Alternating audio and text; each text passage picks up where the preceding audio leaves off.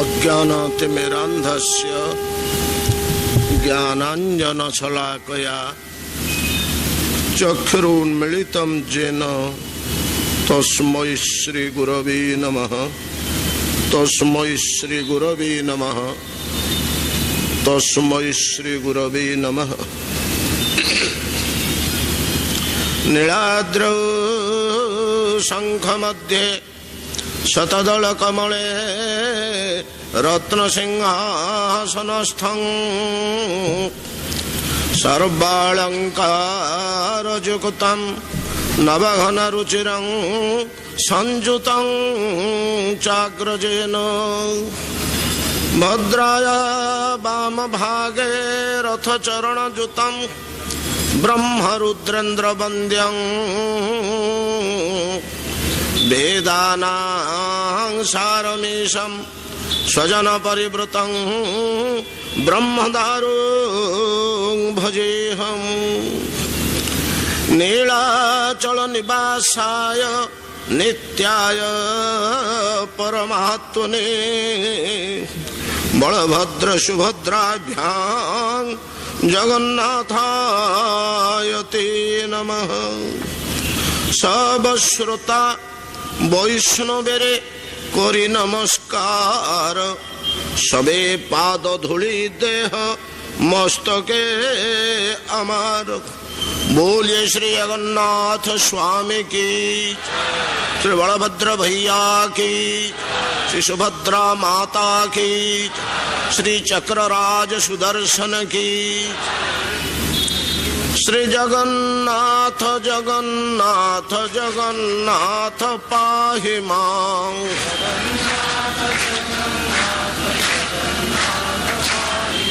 श्री जगन्नाथ जगन्नाथ जगन्नाथ रक्ष मां।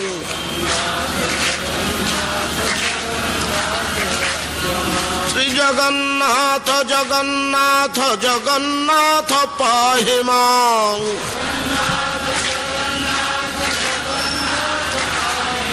श्री जगन्नाथ जगन्नाथ जगन्नाथ रक्ष मां।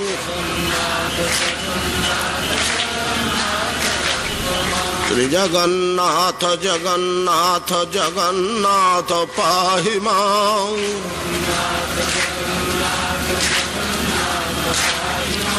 जगन्नाथ जगन्नाथ जगन्नाथ रक्ष मां।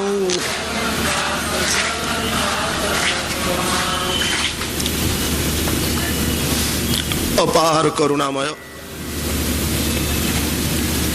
अनंत कोटि ब्रह्मांड नाथ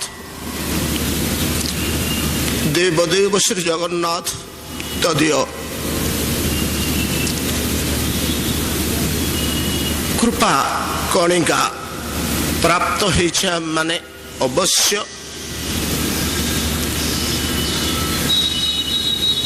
पांचरात्र श्री जगन्नाथ पांचरात्र उपासनार आज अंतिम दिवस रे आमे बेस सुंदर भाव रे आसी पहुंची।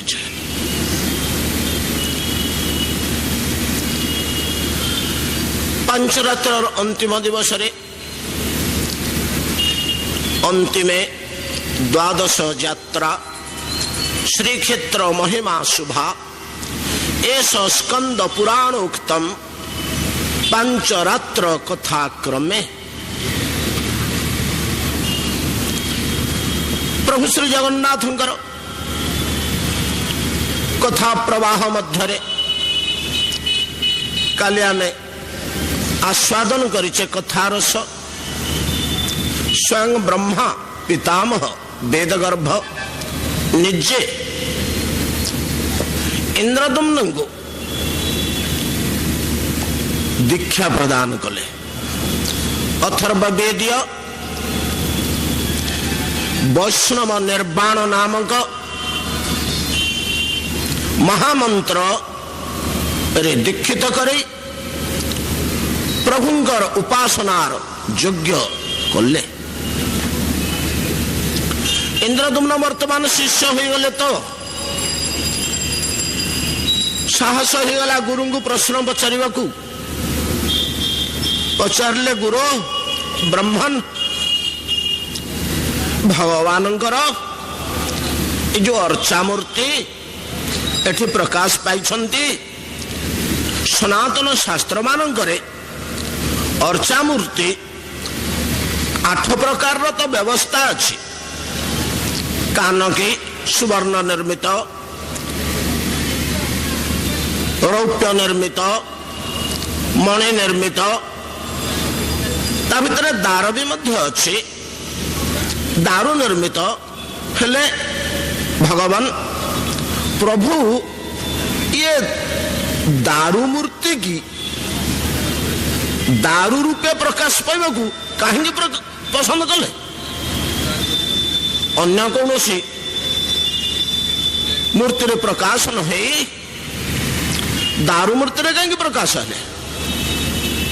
ये हसिले ब्रह्मा ठीक कही बोध ब्रह्मा अनुभव करथिबे मोर दीक्षा दान मंत्र दान सफल होइछि जिज्ञासा सृष्टि करिछि इंद्रदम्न भितर कहले सुन कहीं दारू मूर्ति रे भगवान प्रकाश होइछन्ति खंडनाथ सर्व दुखानं अखंडानंद दानतः स्वभावात दारू रूपोयं परम ब्रह्मा विधीयते खंडनाथ सर्व दुखानं अखंडानंद दानतः स्वभावात दारू रूपोयम। अच्छा इंद्रदम्न दारू कहले तुम कौन बुझ हो आज्ञा विशाल काठगंडी एतिकी हमें बुझू हाँ ठीक विशाल काठगंडी की दारू कहा जाए। अच्छा सेठरू दारू खंडिए आनी तुमर प्रयोजन मुताबक तुम किसी काम रे लगे पार ना आज्ञा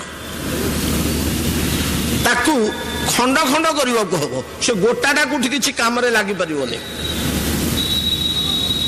ताकू चिरिबा को हम खट पलंग कर चौकी टेबुल कर कबाट द्वार बंध कर अबा जालेनी काठ कर ताकू चिरिबा को हम ताकू धारण करने को हम विदारण करने को हम तेणु ता ना दारू एटा हूँ दारूर स्वभाव।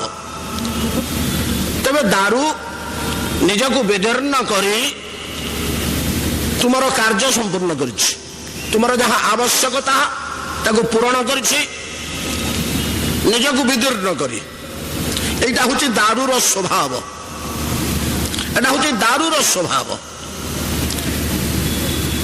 तद्रूप दारूर ये तो हला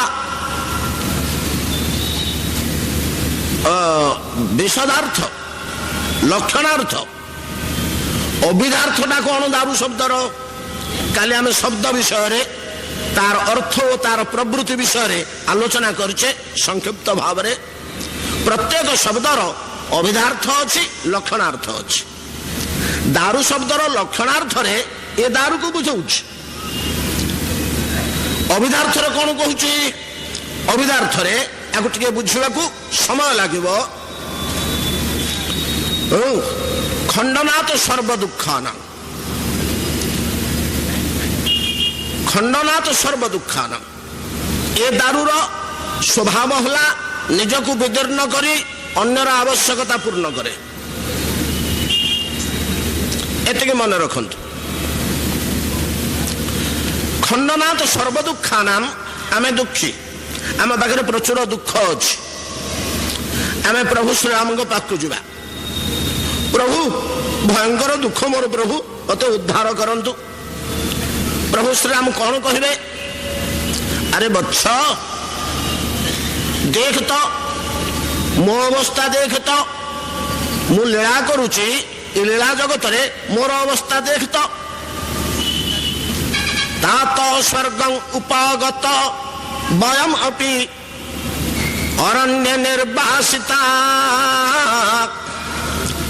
नीता दुष्ट निशाचरेण बलिना पत्नी मनोहारिणी भ्रात सर्वस्नेह गुणैक निलय संदिग्ध चित्ताधुना दुखात दुख परंपरा परिचय देख तो मु केते दुख सोची ता तो स्वर्ग उपागत जे सुख शांतिर कोल पितृकोल से स्वर्ग को गले बयंच निर्वासित बासस्थान नहीं घर नहीं द्वार नहीं अरण्य बुलुचु पत्नी मनोहारिणी गोटे भयंकर दुष्ट और बलवान राक्षस नहीं गला किछि करी होउनी भाईटे थिला जे सहायक है संदिग्ध चित्ताधुना बाण विद्ध हो पड़ी एपट कि सेपट किसी निर्णय करी होनी ये सब दुख मु संभालु तो शुण मत काहु न केहु सुख दुख कर दाता निज कृत करम भोग सब ताता शास्त्र आमको कहिछन्ति दुखेषु नोद्विग्न सुखेषु विगत स्पृह तुल्य निंदा स्तुति मौनि स्थित धीर मुनिरुच्यते अतएव मो पाखे मन को लगे दे दुख गुड़ा भावी होना दुख को भूली जा दुख को एड़ेवा को बाट नहीं कृष्ण पास जा दुख दूर करने प्रभु आम दुख दूर कर दियो अर्जुन जाइए अर्जुन जाकर भगवान श्रीकृष्ण को कहले प्रभु महाप्रभु कि दुख ये दारुण दुख ये हस्तरे गुरु को बद्ध करी पिता पितामह या बद्ध करी सांग साथी भाई बंधु को हत्या करी शला संबंधी प्रभृति को हत्या करी मामू मौसा पितृव्य एम हत्या करी शेष को पुआ पुत्रा भणजा पिला गुड़ा हत्या करी मत एक कहते प्रभु ये दुख मत उद्धार करंतु कौन कहले भगवान कृष्ण कौन कहले कौंतेय शुण मात्र स्पर्शास्तु कौंतेय शीतोष्ण सुख दुखदा आगमा पायनो नित्य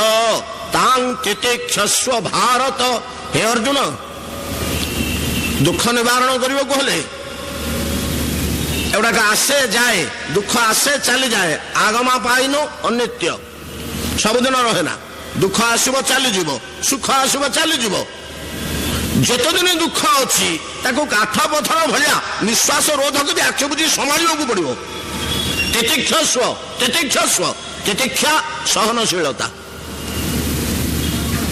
तितिक्षस्व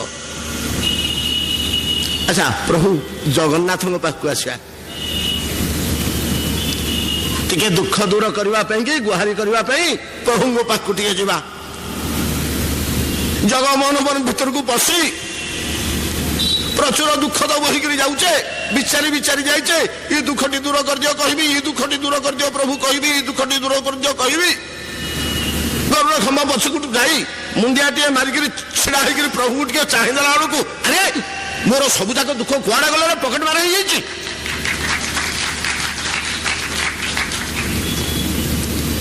कि कथा ये एत दुख मोर गला कुआड़े एक शास्त्र कहते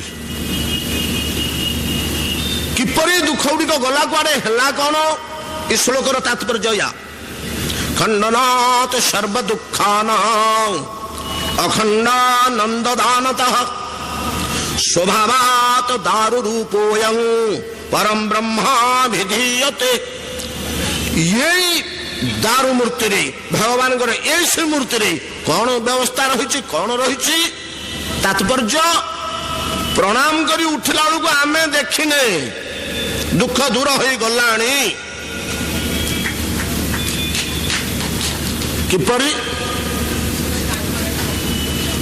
प्रभुंकर चक्षु तो 360 डिग्री तादिहरे फेरे पत्ता नहीं सर्वदा चक्षु मेला करी सर्वद्रष्टा सबू देखुं आम जो पशिगलु मुंडिया टे मारे आखिरे पड़गलु अरे रे रे किड़े दुखीटे आसूचे रे आहा कि दुख न पाइब रे केते काल नरक भोग कर केते पाप कर पकई आहा ଭଗବାନ ଆମ ଦୁଃଖ ଦେଖିକିରି ଜଗନ୍ନାଥଙ୍କ ହୃଦ ବିଦୀର୍ଣ୍ଣ ହେଇଗଲା। ଦାରୁ ଯେମିତି ପର ପାଇଁ ବିଦୀର୍ଣ୍ଣ ହେଇଗଲା, ଜଗନ୍ନାଥ ମଧ୍ୟ ଆମ ଦୁଃଖ ଦେଖି ବିଦୀର୍ଣ୍ଣ ହୋଇଯାନ୍ତି। ସ୍ୱହାତ ଦାରୁ ରୂପୋୟମ, ଦାରୁର ସାମଞ୍ଜସ୍ୟ ଥିବାରୁ, ଦାରୁର ଆଚରଣ ସାମଞ୍ଜସ୍ୟ ଥିବାରୁ ଏ ଦାରୁଟିକି ପସନ୍ଦ କଲେ, ଦାରୁ ଉପରେ ପ୍ରକାଶ ପାଇବ। କିପରି ସେ ଦୁଃଖ ଦୂର କରନ୍ତି? ଆମର ଦୁଃଖ କୁଆଡେ ଗଲା? ଦୁଃଖ ବୋଇଲେ କଣ କି? ଦୁଃଖକୁ ତମ କୁହାଯାଏ, ଅନ୍ଧକାର କୁହାଯାଏ। ଆଲୁଅ ଟିକେ ଜଳେଇଲେ ଅନ୍ଧକାର ଯେମିତି ଆପେ ପଳେ, ପ୍ରଭୁଙ୍କର ତ ଏଇ ଶକ୍ତି ଅଛି। ସେ ପରମ ବ୍ରହ୍ମ, ଆନନ୍ଦ ସ୍ୱରୂପ, ରସ ସ୍ୱରୂପ, ରସ ବୈସହ। ସେ ସାଙ୍ଗେ ସାଙ୍ଗେ ଆମ ଦୁଃଖ ଦେଖିକିରି ବିଗଳିତ ହେଇଯାନ୍ତି। କାହିଁକି? ସେ ସ୍ପଷ୍ଟ ଭାବରେ କହୁଛନ୍ତି, ପିତା ହମସ୍ୟ ଜଗତ ମାତା ଧାତା ପିତାମହ। ଏ ଜୀବଟି ତ ମୋର ସନ୍ତାନ, ମୋରି ଅଂଶ। ୟାର ବାପ ମୁଁ, ମା ମୁଁ, ଧାତା ମଧ୍ୟ ମୁଁ, ପାଳିବା ଲୋକ, ପୋଷଣ କରିବା ଲୋକ ମଧ୍ୟ ମୁଁ। ଆଉ କୁଆଡେ ଯିବ? ମୋ ପାଖକୁ ତ ଆସିଛି। ଏଇ ଚିନ୍ତା କରନ୍ତି ପ୍ରଭୁ, ଏଇ ଚିନ୍ତା କରନ୍ତି ପ୍ରଭୁ। ଏବଂ ତତ୍କ୍ଷଣାତ୍ ଅଖଣ୍ଡାନନ୍ଦ ଦାନତଃ, ଏପରି କିଛି ଆନନ୍ଦ ତାଙ୍କ ଦେହରୁ ପ୍ରକାଶ କରିଦିଅନ୍ତି ଯୋଉଠି ସବୁତକ ଦୁଃଖ ଆମର ଲିଭିଯାଏ। ଏଇଭଳିଆ ଦୟାଳୁ ଠାକୁର ଆମେ ଆଉ କୋଉଠି ପାଇବା? ଏତିକି କରୁଣାମୟ ଠାକୁର। ସ୍ୱଭାବାତ ଦାରୁ ରୂପୋୟମ, ଦାରୁ ଯେପରି ନିଜକୁ ବିଦୀର୍ଣ୍ଣ କରି ଅନ୍ୟର ଆବଶ୍ୟକତା ପୂରଣ କରେ, ଜୀବର ଦୁଃଖ ଦେଖି ଏ ମହାପ୍ରଭୁଙ୍କର ହୃଦୟ ବିଦୀର୍ଣ୍ଣ ହୋଇଯାଏ। ତତ୍କ୍ଷଣାତ ଅଖଣ୍ଡ ଆନନ୍ଦ ପ୍ରଦାନ କରିଦିଅନ୍ତି। ଏଥିପାଇଁ ଦାରୁ ରୂପ ଧାରଣ କରିଛନ୍ତି। ଦାରୁର ସାମଞ୍ଜସ୍ୟ ଥିବାରୁ, ଦାରୁର ଆଚରଣର ସାମଞ୍ଜସ୍ୟ ଥିବାରୁ, ସ୍ୱଭାବାତ ଦାରୁର ସ୍ୱଭାବ ବହନ କରିଥିବାରୁ। ଏ ବ୍ରହ୍ମାଙ୍କ ବାକ୍ୟ ବ୍ରହ୍ମା ବୁଝେଇ ବୁଝେଇ ଦେଲେ। ସେଠି ତ ମହର୍ଷି, ଦେବର୍ଷି, ରାଜର୍ଷି ଭର୍ତ୍ତି ହେଇଛନ୍ତି। ସମସ୍ତେ ସିଦ୍ଧ ମହାତ୍ମା ପୁରୁଷ ମାନେ ସମସ୍ତେ ଶୁଣିକରି ତାଜୁବ ହେଲେ। ସତ ସତ କଥା। ଏତିକି ବେଳେ ବ୍ରହ୍ମା କଣ କଲେ ନା, ଇନ୍ଦ୍ରଦମ୍ନଙ୍କୁ କହିଲେ ରହ ଏଠି ଥାଅ। ଟିକେ ଆଗେଇ ଗଲେ। ନିଜ ହାତରେ ତ ଚାରି ମୂର୍ତ୍ତିକି ସ୍ଥାପନ କରିଦେଇଛନ୍ତି ସିଂହାସନ ଉପରେ। ସିଂହାସନ ପାଖକୁ ପଳେଇଲେ। ଆଜ୍ଞା, ପ୍ରଭୁ ଶ୍ରୀ ଜଗନ୍ନାଥଙ୍କର ବକ୍ଷସ୍ଥଳରେ ବ୍ରହ୍ମା ନିଜର କରପଲ୍ଲବ ସ୍ଥାପନ ପୂର୍ବକ କଣ ଗୁଡ଼ିଏ ଜପ କଲେ। ଏଠି ସ୍ପଷ୍ଟ କହିଦେଇଛନ୍ତି ଶାସ୍ତ୍ର। ପୁରୁଷୋତ୍ତମ କ୍ଷେତ୍ର ମାହାତ୍ମ୍ୟ ଆମକୁ କହୁଛନ୍ତି ବ୍ରହ୍ମା କଣ ଜପ କଲେ? ଆନୁଷ୍ଠୁଭଂ ମନ୍ତ୍ରରାଜମ ସହସ୍ର ପ୍ରଜଜାପଃ। ଆନୁଷ୍ଠୁଭଂ ମନ୍ତ୍ରରାଜମ। ଆନୁଷ୍ଠୁଭଂ, ଅନୁଷ୍ଠୁଭ ଛନ୍ଦର କୌଣସି ମନ୍ତ୍ର ଯାହାକୁ ମନ୍ତ୍ରରାଜ ବୋଲି କୁହାଯାଉଛି, ସେଇ ମନ୍ତ୍ରଟିକି ଜପ କଲେ। କିଛି ସମୟ ଜପ କରି ପ୍ରଣାମ ଟିକେ କରି ଫେରି ଆସିଛନ୍ତି। ଆଜ୍ଞା, ସିଂହାସନ ଉପରେ ତ ବିଚିତ୍ର ଦୃଶ୍ୟ। ବିଚିତ୍ର ଦୃଶ୍ୟ କୁଆଡେ ଗଲେ? ସେ ଚତୁର୍ଦ୍ଧା ମୂର୍ତ୍ତି, ପରମ ଲାବଣ୍ୟମୟ ଚତୁର୍ମୂର୍ତ୍ତି କୁଆଡେ ପଳେଇଲେ? ଏକ ଭୟଙ୍କର ତେଜ ପ୍ରକାଶ ପାଇଲା ସେଠି।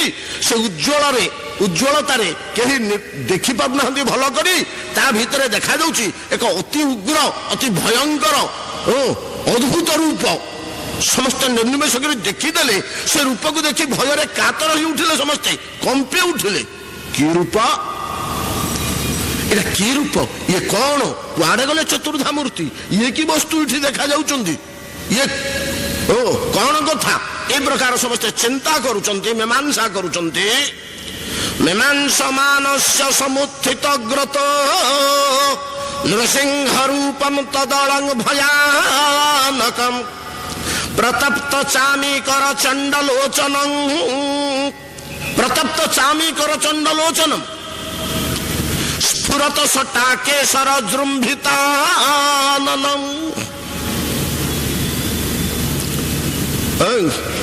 କରାଳ ଦ୍ରଷ୍ଟಂ କରବାଳ ଚଞ୍ଚଳଂ କ୍ଷୁରାନ୍ତ ଜିହ୍ୱଂ ଭ୍ରୁକୁଟି ମୁଖାଲ୍ୱଣଂ স্তব্ধোর্ধ্বকর্ণম গিরিকন্দরাদ্ভুতং ব্যাপ্তাসনাসম হনুভেদ ভীষণম। ଏଇଭଳିଆ ଏକ ଅଦ୍ଭୁତ ମୂର୍ତ୍ତି ଦେଖିବାକୁ ପାଇଲେ। जहाँ श्रीमद भागवत नृसिंहंगर भयानक मूर्ति की वर्णना करा जायछि से सब देखा पाइले। कौन होइछि श्रीमूर्तिर नृसिंह मूर्ति अति उग्र विकट कराल मूर्ति। से तले चक्षु को प्रतप्त चामी कर चंडलोचनम जेतेबेले चक्षु को घुराई दउचंती सेतेबेले महाकाश ग्रह नक्षत्र गुड़ाक कक्षपथ छिटिकी पड़ाउचंती। से जेतेबेले केशरष्टा को झाड़ी दउचंती बड़ बड़ पर्वतर शृंग गुड़ाक छिंडी पड़ुची। से जेतेबेले हाई मारी दउचंती जुम्बृताननम एमती मुह बुलेकी गोटे हाई मारिदेले जे से हाई मारला बेले तांको मुहटा मेला हो गला। हनु भेद भीषण कान पर्यंत मूल पर्यंत मेला हो गला पाटिटा कराल दृष्ट सब भर देखा पाइले। जीभटा बाहरिक बुलुची करबाल चंचल खंडा बुलेला भाया योद्धा जीभटा बुलुची।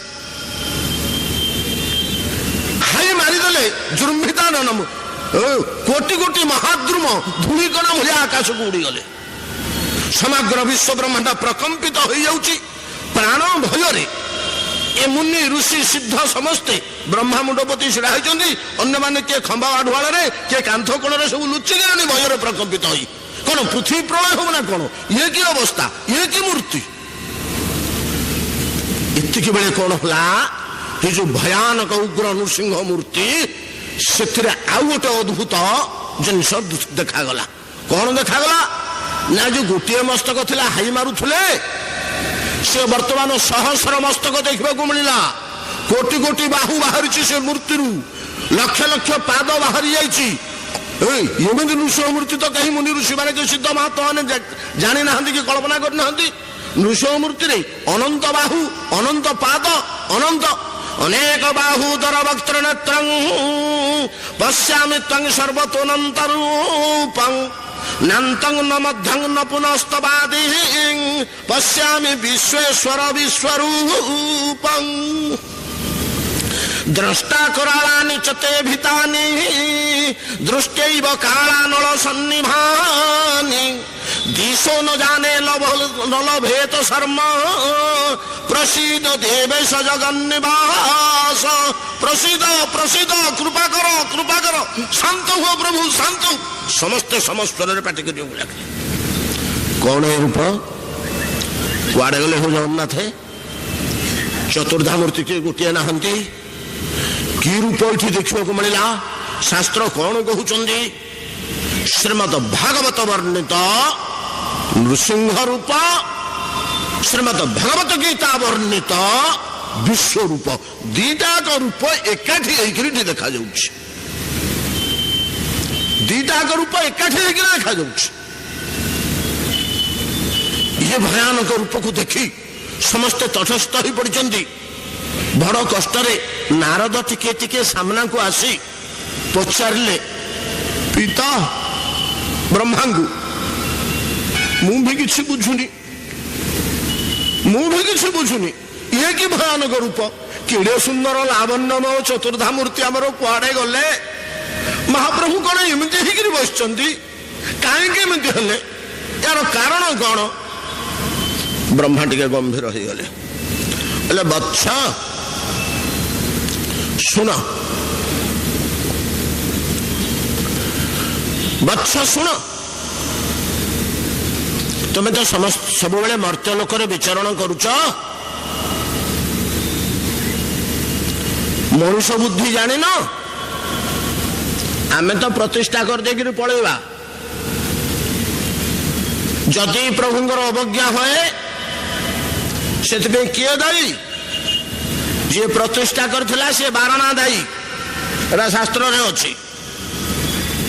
से देव विग्रह प्रतिष्ठा समय एबे मध्य पुरोहित गण कर्ता को डाकिक पचारती कौन भोग लगेबू प्रतिदिन कि भाया सेवा करू ये प्रतिज्ञा करे शपथ करे एटा अच्छी प्रतिष्ठा भितर गोटे अंग प्रतिदिन कौन भोग लगेबू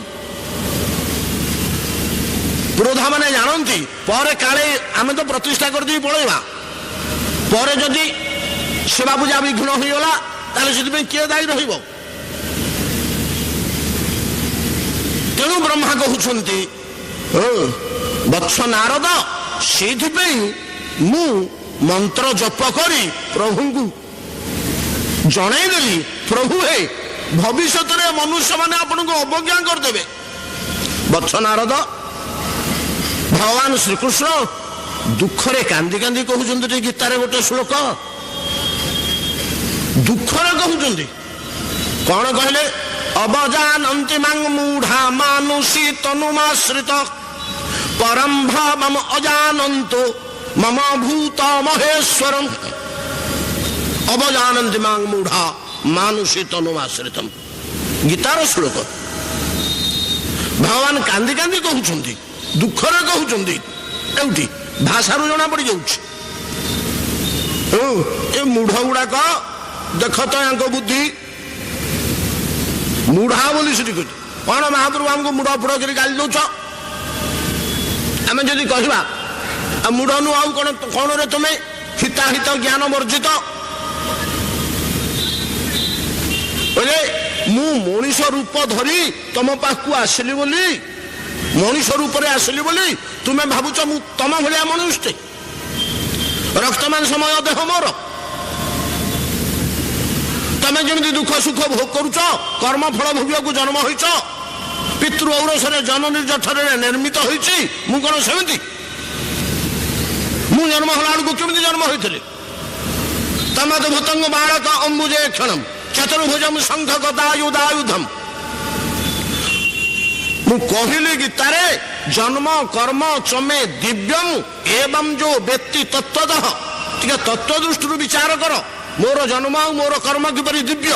ତମମାନଙ୍କ ଜନ୍ମ ଭଳିଆ ମୋର ଜନ୍ମ ନୁହଁ। ହଁ, ମୁଁ ରାଜି ହଉଛି, ବହୁନି ମେ ବ୍ୟତୀତାନି ଜନ୍ମାନି ତବ ଚାର୍ଜୁନ। ବହୁତ ଥର ମୁଁ ଏମିତି ବିଭିନ୍ନ ରୂପ ଧରି ଜନ୍ମ ହୁଏ ସତ, କିନ୍ତୁ ତୁମ ଜନ୍ମ ଆଉ ମୋ ଜନ୍ମ ଭିତରେ ପ୍ରଭେଦ ଅଛି। ବହୁତ କଥା ସେଠି କହିଛନ୍ତି। ଏତକ ବୁଝୁନ, ମତେ ଅବଜ୍ଞା କରୁଛ, ମଣିଷଟେ ବୋଲି କହୁଛ। ଅବଜାନନ୍ତି ଅବଜ୍ଞା କୁର୍ବନ୍ତି, ଅବଜାନନ୍ତି ମାଙ୍ଗ ମୁଢା ମାନୁଷୀ ତନୁମାଶ୍ରିତମ୍। ମୋର ମଣିଷ ଦେହଟାକୁ ଦେଖି ନିଜେ ଯେମିତି ମଣିଷ, ତାଙ୍କରି ଭଳିଆ ମଣିଷଟିଏ ବୋଲି ମତେ ବିଚାର କରନ୍ତି। ପରମ ଭାବମ୍ ଅଜାନନ୍ତ, ମୋ ଭିତରେ ଥିବା ପରମେଶ୍ୱର ସତ୍ତାଟାକୁ ତମେ ଦେଖିପାରୁନ? ବତ୍ସ ନାରଦ, ଭଗବାନ ଶ୍ରୀକୃଷ୍ଣଙ୍କ ବାଣୀରୁ ଯାହା ଜଣା ପଡୁଛି, ସେ ତ ମନୁଷ୍ୟ ହେଇକିରି ବୁଲୁଥିଲା ପରେ ମଧ୍ୟ ଗିରିବର ଅଙ୍ଗୁଠିରେ ଧଇଲେ, କାଳିୟକୁ ଦଳନ କଲେ, ପୁତନାକୁ 2.5 ଦିନରେ ବିନାଶ କଲେ। ଏତେ ଗୁଡାକ ଅଲୌକିକ କର୍ମ ଦେଖେଇକିରି ମଧ୍ୟ ମାନେ ମାନୁନାହାନ୍ତି ଏ ମଣିଷର ବୁଦ୍ଧି। ଜଣେ ଚତୁର ମଣିଷ ବୋଲି ପ୍ରମାଣିତ କରୁଛନ୍ତି, ଜଣେ ଭଲ ସଂଗଠକ ବୋଲି କହୁଛନ୍ତି, ଜଣେ କୂଟନୀତି ନିପୁଣ ବ୍ୟକ୍ତି ବୋଲି କହୁଛନ୍ତି। ତେଣୁ ଭଗବାନ ଦୁଃଖ କରି କହୁଛନ୍ତି, ମତେ ଅବଜ୍ଞା କରୁଛନ୍ତି ମଣିଷଟେ ବୋଲି। ମୁଁ କଣ ମଣିଷ? ପରମ ଭାବମ୍ ଅଜାନନ୍ତୁ, ମୁଁ ଯେ ପରମେଶ୍ୱର, ସେ ପରମେଶ୍ୱର ସତ୍ତାଟା ମୋ ଭିତରେ ଅଛି, ଏଟାକୁ ଅନୁଭବ କରିପାରୁନାହାନ୍ତି। ବତ୍ସ ନାରଦ, ମଣିଷ ମୂର୍ତ୍ତି ଧାରଣ କରି ଅଦ୍ଭୁତ କର୍ମ ଦେଖେଇ ମଧ୍ୟ, ପାଣିରେ ପଥର ଭସେଇ ମଧ୍ୟ ଏ ଲୋକେ ତ ମାନୁନାହାନ୍ତି। ଆଉ ଇଏ ଦାରୁ ମୂର୍ତ୍ତି କି ଦେଖିଲେ ଇଏ ସହଜ ମାନିବେ? କିଏ କହିବ ନିମଗଣ୍ଡି ଥୁଆ ହେଇଛି ସିଂହାସନ ଉପରେ ଚିତ୍ର ବିଚିତ୍ର ହେଇକିରି, କିଏ କହିବ ଖମ୍ବ ଦେବତା, କିଏ କହିବ ତୁମ୍ବ ଦେବତା। ଅବଜ୍ଞା ହବନି? ଏଟା ଆମେ ଦୋଷୀ ହବା ସେଥିପାଇଁ। ତେଣୁ ମହାପ୍ରଭୁ ଟିକେ ଦେଖେଇଦେଲେ, ଆରେ ହୁସିଆର, ମତେ ଯଦି ଟିକେ ଅବଜ୍ଞା କରିବ, ଦେଖ ମୋ ଚେହେରା କେମିତି, ମୋ ରୂପ କେମିତି, ମଥି ଦେବି।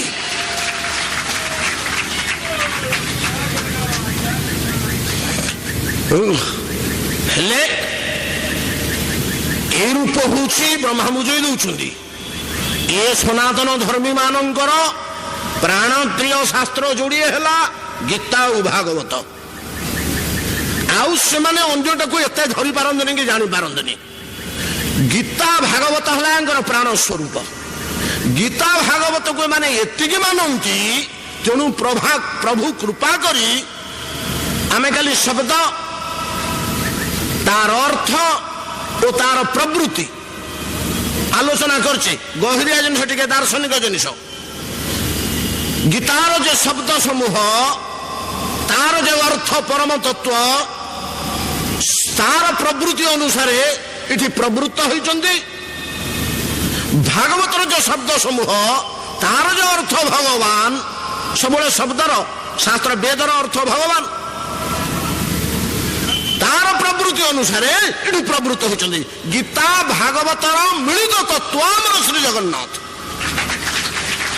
किछ अलगा नुहंती एटा स्पष्ट होइछ। स्कंद पुराण रे आपण खोली कर देखिबे या कहिले बुझे देले नारद बुझिले एते बेलको समस्ते अत्यंत भयभीत। सेठू ब्रह्मा प्रभु सामने रे करजोड़ पूर्वक सुंदर नृसिंह स्तव करने को लगे। बड़ सुंदर स्तव करचंदी आपण माने पुरुषोत्तम क्षेत्र महात्म्य ने पाइबे। ये स्तवर प्रभाव रे धीरे धीरे धीरे धीरे से उग्र नृसिंह मूर्ति भयानक मूर्ति धीरे धीरे धीरे धीरे शांत नृसिंह मूर्ति रे परिणत होले। उग्र थिले से नृसिंह मूर्ति रे अछंती, उग्र थिले शांत मूर्ति रे परिणत होले। ब्रह्मा आहुरी जतेबेले स्तव कले व्याकुल प्राण रे धीरे धीरे धीरे धीरे से नृसिंह मूर्ति सिंहासन अंतर्ध्यान होई पूर्ववत चतुर्धा मूर्ति रे जेमती थिले सेमती बसिले। प्रभु देखई देले मु परमेश्वर मो भितरे कौन अच्छी देख। एडिकी परमाणु जार फोटो मध्य उठे होनी से परमाणु भितर केते अनंत शक्ति अच्छी जे गोटे परमाणु बोमा केते शक्ति प्रकाश करुची। परमाणु बोमारे कौन हो गोटे परमाणु को फटा हो यूरानियम 235 235 टा इलेक्ट्रॉन सिथरे अछि आ गोटे इलेक्ट्रॉन ता से माड करके दिखंड करा देखंड करा ये गोटे मिसले 235 236 है जोड़ी करू 234 टा इलेक्ट्रॉन बाहर आउ जोड़े इलेक्ट्रॉन अभाव हो से जोड़ा इलेक्ट्रॉन कुआड़े गला ना द्रव्य सत्ता शक्ति सत्ता रे रूपांतरित हो गला। एतिके टिके शक्ति सत्ता जदि भीषण काम करि पारुची आ ये महान प्रभु भितर जे सत्ता नाई ये द्रव्य सत्ता दारू भितर शक्ति सत्ता नाई एकदा के कहबो। वर्तमान तो विज्ञान प्रमाण कर दोछ देखो द्रव्य सत्ता रु शक्ति सत्ता रूपांतर विज्ञान अनुमोदित से कौशल परमाणु माध्यम हो जहा हो ये महान शक्ति को केतबेले अवज्ञा करने को हम ना केतबेले संदेह करने को हमनी संशयात्मा विनश्यति होशियार संदेह मध्य करने को हमनी। ये आमर शास्त्र प्रमाणित वेद प्रतिष्ठित वेदांत प्रतिपादित परम तत्व भगवत सत्ता बुझेदेले ब्रह्मा सबू। इंद्रदम्न हाथ को धरले स्नेहरे चाल चाल प्रभु निकट को पड़ेले प्रभु ये जो अबंती थी इंद्रदम्न टी मो नाती आज्ञा ये से बेले अंतर गोटे संकल्प कर प्रभु को देखी पकईले महोपचार सेवा करी केते कौन करदेवी सेवार संभार से थईदेवी केते सुंदर भाव सजेबी केते सुंदर वेशभूषा करी केते प्रकार भोगराग देवी केते फूलमंडी पुष्पमंडित करी आ प्रभु की भाया भक्ति करी जे प्रभु के साथ तो मुझे कथा भाषा हो डाकिबी प्रभु हाँ करेंगे मुझे पचारे कहे महाप्रभु से लालसाटा ता भितर अच्छी प्रभु टिके साथी कथा भाषा ही जातु महाप्रभु। ब्रह्मा एतिकी कही पछे आसिले इंद्रदम्न को पठाइले जा जा जा तोर कौन इच्छा पचारे। इंद्रदम्न स्तव स्तुति करी साष्टांग प्रणिपात पूर्वक प्रभु हे आपण निजକୁ निज प्रकाश करचंदी आपणकर मर्त्यर कार्य अछि मते निमित्त करचंदी जमने भगवान गीतारे कहले मो काम मु करुची निमित्त मात्र भव सव्यसाचिन सव्यसाची अर्जुन तमे खाली निमित्त जस प्रशंसा तुम्हें पाइब कार्य मु करुची मु सर्वमय कर्ता इंद्रदमन कहते प्रभु से भाया आपण निजक निज प्रकाश करछन्ती आपणकर प्रयोजन अछि वेद तो प्रवृत्त होछि आपण प्रकाशन होई जिवे कुआडे वेदर प्रवृत्ति अनुसार तो आपण मर्त्य प्रवृत्त हेबे राम कृष्ण मत्स्य कच्छप वराह नृसिंह जहाँ किछि अवतार हुंतु कि अर्चा हुंतु वेदर प्रवृत्ति अनुसार मर्त्य प्रवृत्त होउछन्ती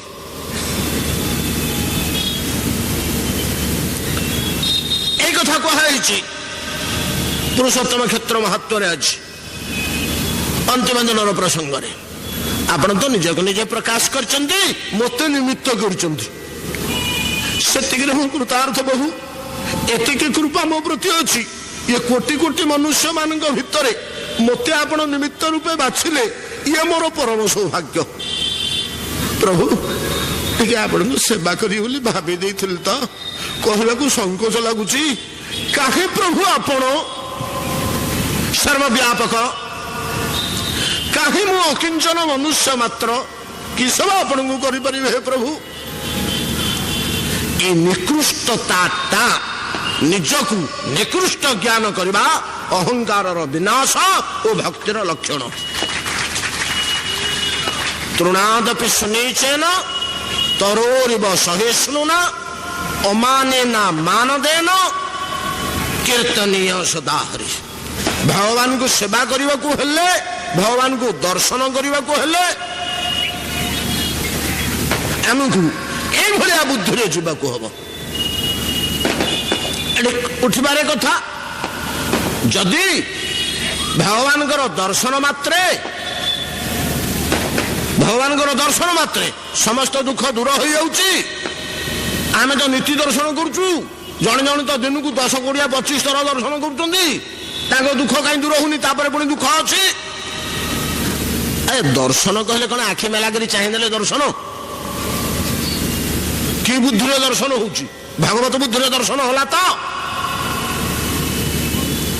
ना दारू बुद्धि दर्शन होला दर्शन टा केमिति हुए श्रीमद भागवत बतई दौरान ये ब्रह्मा निज दर्शन कर तदर्शन आह्लाद परिप्लुतांतर हृष्य तनु प्रेम भराश्रुलोचन ननाम तत्पादाम्बुज स्वविश्वश्रुक जत पारम हंसेन पथाधिगम्यते श्रीमद भागवत तदर्शन आह्लाद परिप्लुतांतर देखीदेला क्षणी हृदय इमिति आनंद छाईगला जे दंडवत दंड कहले बाड़ी बाड़ी टे छाड़देले पिटी ही पड़ी जाए कौटी पड़ी कौन हम मोर तू अवस्था पड़ी कादुआ अच्छी कि पत्थर अच्छी कि कंटा अच्छी कि बाड़ी विचार करे ना दंड पड़ जाए दर्शन मात्रे विहलित तो ही भाया पड़ जा दंडवत प्रणाम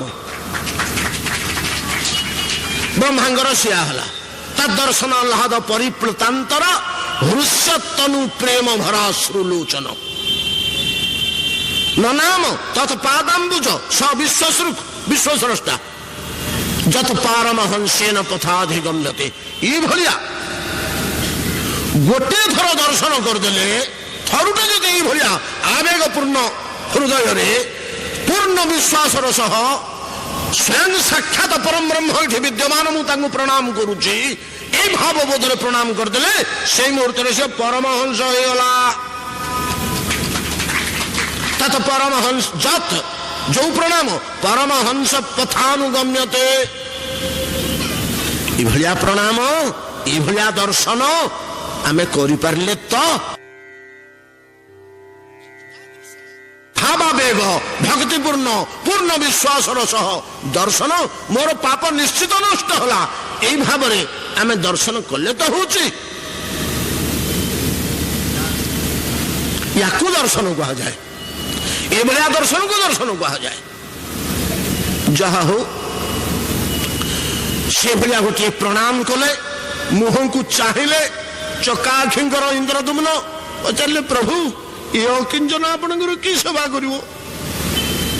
ଯୋଉଠି ବ୍ରହ୍ମା ଶମ୍ଭୁ ଆପଣଙ୍କର ସେବା କରିବାକୁ ପଛେଇ ଯାଉଛନ୍ତି, ପାରୁନାହାନ୍ତି, ଏ ଅକିଞ୍ଚନ କଣ ସେବା କରିବ ପ୍ରଭୁ? ତଥାପି ବଡ଼ ଅଣ୍ଟା ମିଳିଛି ଆପଣଙ୍କର ସେବା କରିବେ ବୋଲି ପ୍ରଭୁ କରୁଣା କରି ସେଇ ସେବା ଶକ୍ତି ମୋ ଭିତରେ ସଞ୍ଚାର କରନ୍ତୁ ପ୍ରଭୁ। ମୁଁ ଯେପରି ସେବା କରିବାକୁ ସମର୍ଥ ହେବି, ଆଉ କି ଭଙ୍ଗୀରେ ସେବା କଲେ ଆପଣ ତୃପ୍ତ ହେବେ। ମୋ ଇଚ୍ଛାରେ ମୁଁ ସେବା କରିବାଟା ତ ଅଲଗା।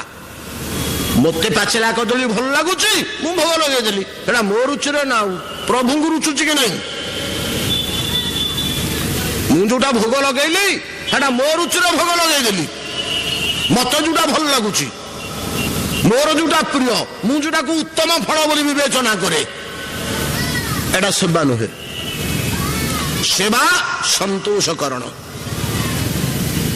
ସେବା ଶବ୍ଦର ଅର୍ଥ ହଉଛି ପରିଭାଷା ସନ୍ତୋଷକରଣ। ଯୋଉଥିରେ ପ୍ରଭୁ ସନ୍ତୁଷ୍ଟ ହେବେ ସେ କାର୍ଯ୍ୟଟା ଯାହା ହଉଛି ହଉ, ସେ କାର୍ଯ୍ୟଟା ଯାହା ହଉଛି ହଉ, ତାଙ୍କର ସନ୍ତୋଷ ଉତ୍ପାଦନ ହେଲା କି? ପ୍ରଥମ କାର୍ଯ୍ୟ ହେଲା ମନୁଷ୍ୟର ପ୍ରକୃତ ଧର୍ମକୁ ଦୁଇ ଭାଗରେ ବିଭକ୍ତ କରିଛନ୍ତି ଏଇ ପାଞ୍ଚ ରାତ୍ର ଶାସ୍ତ୍ର। କହୁଛନ୍ତି ୟାକୁ ମୋଟ କରି ଧର। ପ୍ରଥମେ ଆରମ୍ଭ କରିଦିଅ ହରି ସ୍ମରଣ। ତୁମେ ଶ୍ରୀହରିଙ୍କୁ ଭୁଲି ଯାଇଛ, ଭଗବାନଙ୍କୁ ଭୁଲି ଯାଇକରି ବିଷୟରେ ମଜ୍ଜି ଯାଇଛ, ବହୁତ କଥା ଅଛି। ପ୍ରଥମେ ହରି ସ୍ମରଣ କର। ଯେତେବେଳେ ନିରନ୍ତର ତମ ଚିତ୍ତରେ ଅନ୍ତଃକରଣରେ ହରି ବିଦ୍ୟମାନ ରହିଲେ ଆଉ ଭୁଲିଲନି, ଅଙ୍ଗ ପ୍ରତ୍ୟଙ୍ଗ ଗୁଡାକ ସବୁ କାର୍ଯ୍ୟ କରୁଛି, କିନ୍ତୁ ଅନ୍ତଃକରଣରେ ଭଗବାନ ସବୁବେଳେ ସ୍ମୃତିରେ ଅଛନ୍ତି। ମହାରାଜା ଜନଙ୍କର କେବଳ ଏଇଟା ହେଇଥିଲା, ଆଉ କାହାର କାହାର ମୁନି ଋଷି ମାନଙ୍କର ହେଇଥିବ। ଏଇ ଗୋଟିଏ ଲୋକ ପରା ଏକ୍ସାମ୍ପଲ ଆଜି ଗୀତାରେ ଏଇ ଗୋଟିଏ ଲୋକ ନାଁ ଦିଆହେଇଛି, ଭୂଭୁଜୋ ଜନକାଦୟ। ଗୀତାରେ ଗୋଟିଏ ଲୋକ ଜନକଙ୍କର ନାଁ ଦିଆହେଇଛି। ତାଙ୍କର ଅଙ୍ଗ ପ୍ରତ୍ୟଙ୍ଗ ସବୁ ଏପଟେ ସଂସାର କଥା। ରାଜାଟେ ରାଜ୍ୟ ଶାସନ କରୁଥିଲା, ନ୍ୟାୟ ସବ କରୁଥିଲା, ରାଜ୍ୟ ରକ୍ଷା କରୁଥିଲା, ପ୍ରଜା ପାଳନ କରୁଥିଲା, ତାକୁ ବେଳ କାହିଁ? ଇଏ ଅଙ୍ଗ ପ୍ରତ୍ୟଙ୍ଗ ଗୁଡାକ ସବୁ କାର୍ଯ୍ୟ କରନ୍ତି, କିନ୍ତୁ ମନଟି ସବୁବେଳେ ଭଗବାନଙ୍କ ପାଖରେ ଥାଏ। ଯେତେବେଳେ ବିଶ୍ୱାମିତ୍ର ରାମ ଲକ୍ଷ୍ମଣଙ୍କୁ ନେଇକରି ପହଞ୍ଚିଗଲେ, ଆମ୍ବ ତୋଟା ଭିତରେ କୁଡାରେ ରହିଲେ, ଖବର ପାଇକରି ବିଶ୍ୱାମିତ୍ର ଜନକ ପଳେଇ ଆସିଲେ। ରାମ ଲକ୍ଷ୍ମଣ ବାହାରକୁ ଯାଇଛନ୍ତି ବୁଲିବାକୁ, ବସିକରି ଜନକଙ୍କ ସହିତ ବିଶ୍ୱାମିତ୍ରଙ୍କ ସହିତ ଜନକ କଥାବାର୍ତ୍ତା ହଉଛନ୍ତି। ରାମ ପଳେଇ ଆସିଲେ। ଯେମିତି ରାମ ପଳେଇ ସେ ଛିଡା ହୋଇ ପଡିଲେ, ପଚାରିଲେ ବିଶ୍ୱାମିତ୍ରଙ୍କୁ, ଆଜ୍ଞା ବ୍ରହ୍ମଜ ନିଗମ କାହା ଗାବା ଉଭୟ ତନୁ ଧରି ଶୋ କାହା ଆବା। ବେଦରେ ଯାହାକୁ ବ୍ରହ୍ମ ବୋଲି ପ୍ରତିପାଦନ କରାହେଇଛି, ଏ ପିଲାଟା ସେ ବ୍ରହ୍ମ କି? ବିଶ୍ୱାମିତ୍ର ତାଜୁବ ହେଇଗଲେ, କେମିତି ଜାଣି ପକେଇଲେ ଜନକ? କେମିତି ଜାଣି ପକେଇଲ? ହେ, ମୁଁ ତ କେତେ ଦିନ ହେଲା ପରୀକ୍ଷା କଲିଣି। ଅହଲ୍ୟା ପାଖରେ ପରୀକ୍ଷା କରାଇଲି ପଥରରେ, ତାରକା ପାଖରେ ପରୀକ୍ଷା କରାଇଲି, ଇଏ ଭଗବାନ କି ନାହିଁ ବୋଲି, ତଥାପି ମୁଁ ଏପର୍ଯ୍ୟନ୍ତ ସନ୍ଦେହ ଶୂନ୍ୟ ହଉନି। ତମେ କେମିତି ଦେଖୁ ଦେଖୁ ଚିହ୍ନିବ କହିଲ? ନା ଆଜ୍ଞା କଥା କଣ କି, ମୋର ହାତ ଗୋଡ ଅଙ୍ଗ ପ୍ରତ୍ୟଙ୍ଗ ଗୁଡାକ ସିନା ଆଡେ କାମ କରୁଥାଏ, ନିରନ୍ତର ମୋର ଚିନ୍ତନଟା ଭଗବାନଙ୍କ ପାଖରେ ଥାଏ। ଇଏ ପିଲା ଦିଟାକୁ ଯେତେବେଳେ ଦେଖି ପକେଇଲି, ଇନ୍ହା କହା ବିଲୋକାତ ଅତି ଅନୁରାଗା, 12 ବର୍ଷ ବ୍ରହ୍ମ ସୁଖ ମନ ତ୍ୟାଗା। ଯେତେବେଳେ ବ୍ରହ୍ମ ସୁଖ ଅନୁଭବ କରୁଥିଲା ମୋ ଅନ୍ତଃକରଣ, ହାତ ଗୋଡ ଗୁଡାକ ସଂସାର କର୍ମ କରୁଥିଲା, ଇଏ ପିଲାଟିକି ଯେତେବେଳେ ଦେଖି ପକେଇଲି, 12 ବର୍ଷ ବଳପୂର୍ବକ ବ୍ରହ୍ମ ଦେହରୁ ମୋ ମନଟା ଆସି ପିଲା ଦେହରେ ବସିଗଲା। ମୋ ଉପରେ ଏତିକି ମୋର ଆତ୍ମବିଶ୍ୱାସ ଅଛି ଯେ ଯଦି ମୋ ମନ କୋଉଠିକି ପଳଉଛି, ସେଟା ନିଶ୍ଚୟ ପରବ୍ରହ୍ମ ପରମାତ୍ମା ହେଇଥିବ। ଏ ପିଲାଟା ଯଦି ବ୍ରହ୍ମ ନ ହୋଇଥାନ୍ତା, ମୋ ମନ ଆସିନଥାନ୍ତା। ଆଜ୍ଞା ଦେଖନ୍ତୁ କେମିତିକା, ଅର୍ଥାତ ଅଙ୍ଗ ପ୍ରତ୍ୟଙ୍ଗ ସବୁ ସଂସାର କାର୍ଯ୍ୟ କରୁଛି, ଅଥଚ ଅନ୍ତଃକରଣ ରହିଛି ଭଗବାନଙ୍କ ପାଖରେ। ଏଇ ଅବସ୍ଥାକୁ ଆସିଲେ ହରିସ୍ମରଣ ସରିଲା। 5 ରାତ୍ର ପଦ୍ଧତିର ଯେ ହରିସ୍ମରଣ, ଦ୍ୱିତୀୟ ପର୍ଯ୍ୟାୟ ହରିତୋଷଣ। এইଠୁ ହରିତୋଷଣ କ୍ରିୟା ଆରମ୍ଭ ହବ। କୋଉଥିରେ ପ୍ରଭୁ ସନ୍ତୁଷ୍ଟ ହେବେ, କେମିତି ସେବା କଲେ ତାଙ୍କ ତୃପ୍ତି ଆସିବ। ଇନ୍ଦ୍ରଦମ୍ନ ପଚାରୁଛନ୍ତି, ପ୍ରଭୁ ଆପଣଙ୍କର କୋଉଥିରେ ସନ୍ତୋଷ ହବ? ଆପଣ କିପରି ପରିତୃପ୍ତ ହେବେ ବତେଇ ଦିଅନ୍ତୁ ହେ ପ୍ରଭୁ। ଆଶ୍ଚର୍ଯ୍ୟ କଥା, ସମସ୍ତେ ଚାହିଁଛନ୍ତି, ସମସ୍ତେ ଚାହିଁଛନ୍ତି। ସେ ଚକ୍ଷୁ ଏପଟ ସେପଟ ହେଲା, ଚକା ଆଖି, ଅଧର ସ୍ଫୁରିତ ହେବାକୁ ଲାଗିଲା, ରଙ୍ଗାଧର ମସ୍ତକ ହଲିବାକୁ ଲାଗିଲା। ଯେମିତି ଆମେ କଥା କହିଲା ବେଳେ ମୁଣ୍ଡ ହଲୁଛି, ଚକ୍ଷୁ ଚଞ୍ଚଳ ହଉଛି, ଅଧର ସ୍ଫୁରିତ ହଉଛି, ଏଭଳିଆ ହେଲା। ତାଜୁବ ହିଁ ସମସ୍ତ ସିଦ୍ଧ ମହାତ୍ମା ମାନେ ଚାହିଁଛନ୍ତି। ଭଗବାନ କଥା କହିବାକୁ ଆରମ୍ଭ କଲେ, ପ୍ରତିମା ରୂପରେ ପ୍ରତିମା ଉବାଚ ବୋଲି କୁହାଗଲା। ଆକାଶବାଣୀ ନାହିଁ, ଅଶରୀରୀ ବାଣୀ ନାହିଁ, ଏଇ ଦାରୁ, ଏଇ ଦାରୁ। ଗୋଟି ଗୋଟି କରି ବତ୍ସ ଇନ୍ଦ୍ରଦମନ ସ୍ୱସ୍ତିର ଭବତୁ, କଲ୍ୟାଣ ହଉ ତୁମର। ମୁଁ ତ ଭକ୍ତାଧୀନ, ତୁମ ଭକ୍ତିରେ ବନ୍ଧା। ତୁମର ଭକ୍ତି ମତେ ବଳପୂର୍ବକ ବେଦ ଭିତରୁ ଟାଣି ଆଣିଛି ଏଠିକି। ତୁମ ଭକ୍ତି ହିଁ ଟାଣି ଆଣିଛି। ତୁମେ ନିମିତ୍ତ ମାତ୍ର କେବଳ ନୁହଁ, ତୁମ ପାଖରେ ସେ ସାମର୍ଥ୍ୟ ଅଛି ବୋଲି ତୁମ ଭାବନା ଅନୁସାରେ ମୁଁ ପ୍ରବୃତ୍ତ ହେଲି। ଏଠି ଗୋଟେ ସୁନ୍ଦର ଭାଗବତ ଶ୍ଲୋକ ଅଛି, ଆମର ସମୟ ନାହିଁ ଆଲୋଚନା କରିବାକୁ। ହଉ, ତାହେଲେ ମୋର ସେବା କରିବ କୋଉଥିରେ? ମୁଁ କୋଉଥିରେ ତୃପ୍ତି ହେବି କହୁଛି, ମୁଁ କୋଉଥିରେ ତୃପ୍ତି ହେବି କହୁଛି। ଶୁଣ,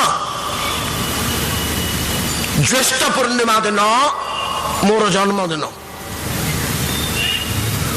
ମୁଁ ତୁମର ମହାବେଦୀରେ ସେଦିନ ପ୍ରକାଶ ପାଇଥିଲି। ଆମମାନଙ୍କର ଜନ୍ମଦିନରେ, ତୁମ ମଣିଷ ମାନଙ୍କର ଜନ୍ମଦିନରେ ଯେମିତି ସ୍ୱନକ୍ଷେତ୍ର ପୂଜା ହୁଏ, ଦେବତା ମାନଙ୍କର ଜନ୍ମଦିନରେ ଅଭିଷେକ କରାଯାଏ। ମତେ ସେଇଦିନ ଜ୍ୟେଷ୍ଠ ପୂର୍ଣ୍ଣିମା ଦିନ ଅଭିଷେକ କରିବ। ଏଠୁ ନେଇକିରି ଯିବ ସ୍ନାନ ମଣ୍ଡପକୁ। ବହୁତ କଥା କହିଛନ୍ତି ବିଧିବିଧାନ। ସ୍ନାନ କରେଇ ସାରି ଫେରେଇ ଆଣିବ। ମୁଁ ସ୍ନାନ ମଣ୍ଡପକୁ ଗଲାବେଳେ ଯିଏ ଦର୍ଶନ କରିଛି ସିଏ ଯେତିକି ଫଳ ପାଇବ, ମୁଁ ଫେରି ଆସୁଥିବା ବେଳେ ଦର୍ଶନ ପାଇବ ସେ କୋଟି ଗୁଣ ଅଧିକ ଫଳ ପାଇବ। ଦକ୍ଷିଣ ମୁଖ ଯାତ୍ରା। ତାପରେ ଆଉ ଗୋଟିଏ ମୋର ବଡ଼ ଇଚ୍ଛା ହଉଛି, ସେଟା ମୋର ଏକାନ୍ତ ପ୍ରୟୋଜନ। ହଁ ଇନ୍ଦ୍ରଦମନ, ଏଟା ନିଶ୍ଚିତ କରିବ, କେବେ ହେଲେ ବନ୍ଦ କରିବନି। ଆଷାଢ଼ ଶୁକ୍ଳ ଦ୍ୱିତୀୟ ତିଥିରେ ମୋର ଗୁଣ୍ଡିଚାକ୍ଷ ମହାଯାତ୍ରା ବିଧାନ କରିବ। ତିନୋଟି ରଥ ତିଆରି କରିବ। ଯେମିତି ରଥରେ ମତେ ବସେଇକିରି ଆଣିଥିଲ, ନାରଦ ଯୋଉ କଥା କହିଥିଲେ କାଲି ଆମେ ଆଲୋଚନା କରୁଛେ, ସେଇ ହିସାବରେ ରଥ ଗୁଡ଼ିକ ତିଆରି କରିବ। ସେ ରଥରେ ବସେଇ ମତେ ଗୁଣ୍ଡିଚା ମନ୍ଦିର, ମୁଁ ଯୋଉଠି ପ୍ରକାଶ ପାଇଥିଲି ସେ ମହାବେଦୀକି ନବ। ସେଠି ମୁଁ 9 ଦିନ ରହିବି। 9 ଦିନ ପରେ ମତେ ସେଇଠୁ ଫେରେଇ ଆଣି ପୁଣି ମୋ ସ୍ଥାନରେ ମତେ ଥୋଇଦେବ। এই যে গুন্ডিচা যাত্রা, এই গুন্ডিচা যাত্রা উপরে অনেক লোক অনেক তথ্য নিজ নিজের কল্পনা অনুসারে, নিজ নিজের বিদ্যা বুদ্ধি অনুসারে, নিজের জ্ঞান অনুসারে কেহি অধ্যাত্মবাদ ও কেহি বিষয়বাদ উভয় উপরে আলোচনা করে বহুত কথা কইছন্তি। আপন মানে সমস্তে জানিছন্তি।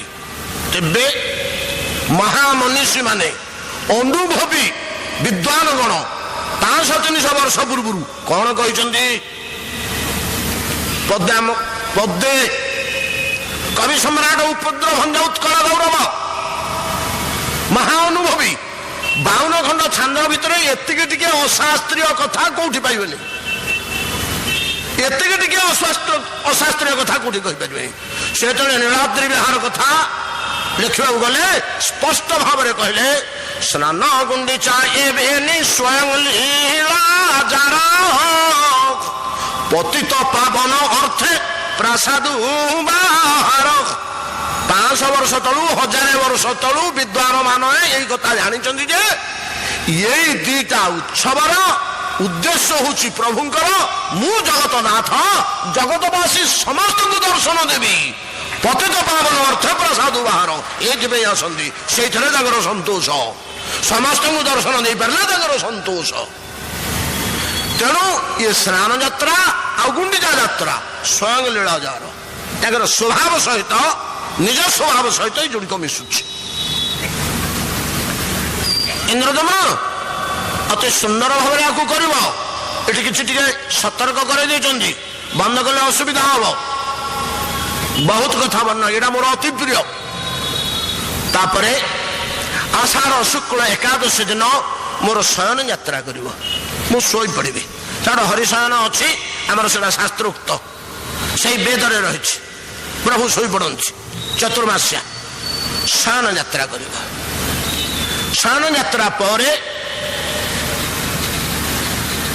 କର୍କଟ ସଂକ୍ରାନ୍ତି ଦିନ ମୋର ଦକ୍ଷିଣାୟନ ଯାତ୍ରା କରିବ। ମୁଁ ଯେ ଉତ୍ତରକୁ ମୁହଁ କରି ଶୋଇଥିଲି ଦକ୍ଷିଣକୁ ମୁହଁ ବୁଲେଇବ। ତିନୋଟି ଶୟନ ପ୍ରତିମା, ସେ ବହୁତ କଥା, ଅନେକ ରହସ୍ୟ ରହିଛି ତା ଭିତରେ। ଏଠି ଗୋଟିଏ କଥା ଆଉ କହିଛନ୍ତି, ଇନ୍ଦ୍ରଦମନ ଏଇଟାକୁ ନୋଟ କରି ରଖ, ଅଲଗା ଭଲ କରି ମନେ ରଖ, ଉତ୍ତମ ରୂପେ ମନେ ରଖ।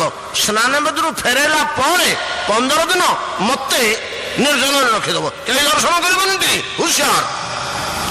କାହିଁକି ପ୍ରଭୁ?